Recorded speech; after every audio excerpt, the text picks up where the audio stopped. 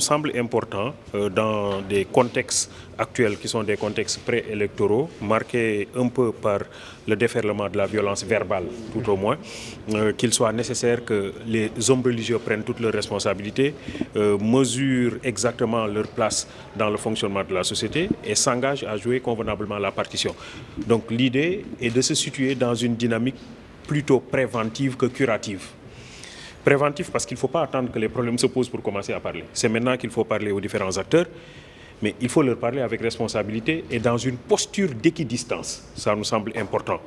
Que l'homme religieux est quelqu'un qui se situe à égale distance des formations politiques, qui tient un langage articulé autour de la préservation de la paix, mais respectueux du principe de vérité. Parce que c'est important aussi, comme le disait l'abbé Diamecoune Senghor, la justice dans la vérité.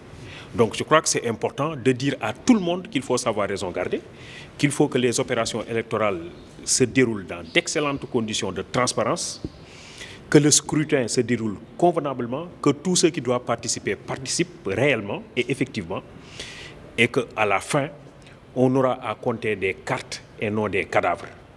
Donc ça me semble important que les religieux prennent leurs responsabilités en ce moment pour parler à toute leur famille, parce que c'est ça qu'il faut comprendre aussi, parler à toute la famille, parler à toute la société et dire au fond que quelle que soit la situation, le Sénégal va continuer à fonctionner.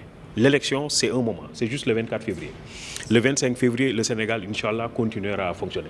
Donc il faut que ce Sénégal-là soit sauvegardé, mais il faut que ce Sénégal soit sauvegardé dans le respect des valeurs, dans le respect des vertus, mais aussi et surtout dans le respect de la justice et de la vérité. Je crois qu'il faut rompre avec cette histoire de nickel électoral et qu'il faut aller vers un renforcement des capacités des électeurs.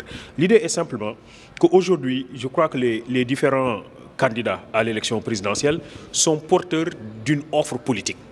Je crois que le rôle du religieux aujourd'hui, c'est d'inviter ses disciples à lire les offres politiques avec beaucoup de rationalité et à terme à choisir l'offre qui lui semble être la plus en adéquation avec les intérêts supérieurs de la nation. C'est ça qui est le plus important. Donc plutôt que de dire voter pour X ou Y, je crois qu'il faut aider les uns et les autres à avoir un alphabet, à avoir des clés leur permettant de décrypter les offres portées par les uns et les autres. Moi, c'est ça qui est le plus important.